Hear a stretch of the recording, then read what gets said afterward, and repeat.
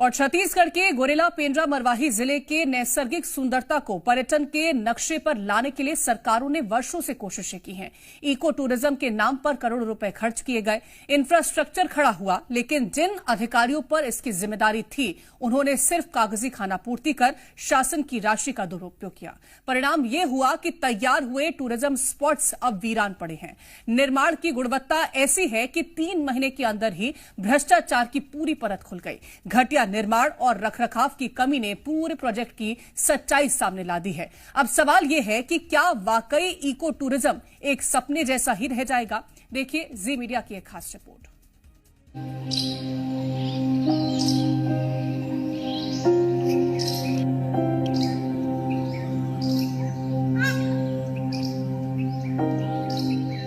अरपा, सोन, तिपान, बमहनी जैसी नदियों के उद्गम स्थल पेंड्रा को प्रकृति ने नैसर्गिक सुंदरता प्रदान की है।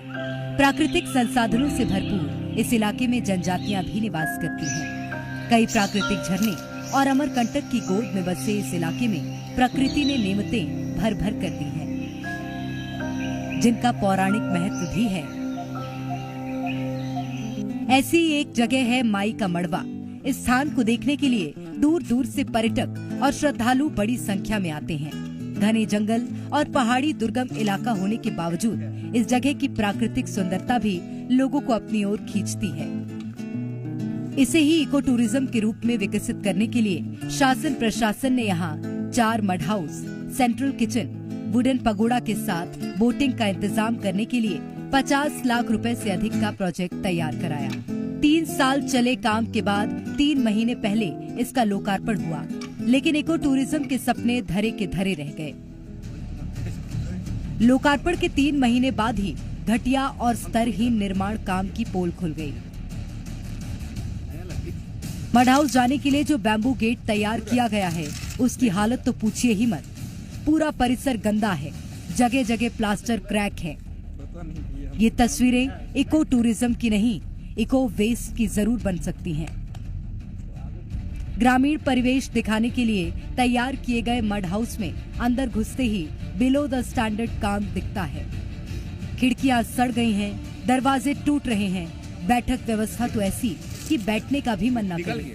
आलम यह है कि लोकार्पण तो हो गया है, लेकिन कमरों के अंदर अधूरे काम साफ नजर आ रहे हैं। अब आपको वो तस्वीर दिखाते हैं जो हमारे संवाददाता ने खास तौर पर यहाँ की सच्चाई दिखाने के लिए बनाई। देखिए इस शानदार टूरिज्म स्पॉट्स की असलियत। देखिए कैसे लाखों की लागत से तैयार किया गया कंक्रीट स्टेज पूरे निर्माण कार्य की पोल खोल रहा है। आलम यह है कि ये साधारण हाथों से ही उखड़ने लगा है। इस सारे की स्थिति जर्जर हो गई है। मैं जैसे आपको किसी जगह पे पहुंचकर दिखाता हूं कि कितना मजबूत है ये। जैसे ये देखिए, ये एक जगह है और ये देखिए साधारण हाथों से ये किस तरीके से प्लास्टर उखड़ रहा है। आप सोचिए कि ये इको टूरिज्म है और इसे इसलिए बनाया गया है कि लोग गोरेला पेंड्रा मरवाही जिले में आए और यहाँ में टूरिज्म का आनंद लें। इस जगह की के जो अलौकिक सौंदर्य है, यहाँ का प्राकृतिक सौंदर्य, उसका आनंद लें। पर ये गुणवत्ता है जब ये जो जिम्मेदार अधिकारियों ने ये सीमेंट का उपयोग किया। देखिए किस तरीके से ये सीमेंट है और आप देखिए करोड़ों रुपए इसमें व्यय किया गया है। पर ये व्यय, क्या आपको लगता है कि इसे देखकर कभी यहाँ पर कोई जो पर्यटक यहाँ आएगा वो अच्छी इमेज लेके जाएगा इस जिले की? मुझे बिल्कुल ये कहने में गुरेज नहीं कि प्रशासन ने सिर्फ यहाँ पर पैसों की बर्बादी की है। जिले को पहचान दिलाने के लिए तैयार किया गया मड हाउस पूरी तरह भ्रष्टाचार और अव्यवस्था की पहचान बन रहा है। स्थानीय ग्रामीण भी घटिया निर्माण कार्य की बात कर रहे हैं। 1 साल पहले। 1 साल। अभी क्या स्थिति है इसकी? पूरा खत्म हो गया है, टूट गया।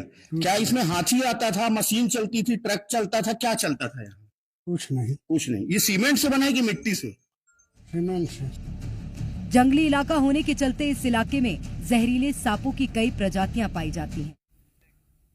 और आपको सीधा भोपाल लिए चलते हैं, जहां पर सीएम डॉक्टर मोहन यादव पहुंचे हुए हैं। महावीर जन कल्याण महोत्सव, ये सीधी तस्वीरें हम आपको दिखा रहे हैं।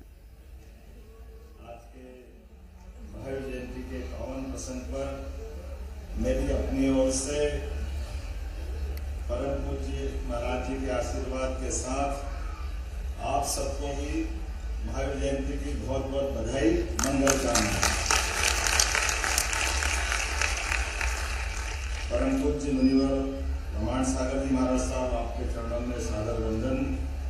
परम पूज्य निर्वेद सागर जी महाराज साहब, आपके चरणों में वंदन। परम पूज्य विमल सागर जी महाराज साहब, परम पूज्य अनंत सागर जी महाराज साहब, परम पूज्य संदान सागर जी महाराज साहब और सभी संतवृंद, माता बहनें, सभी पुण्य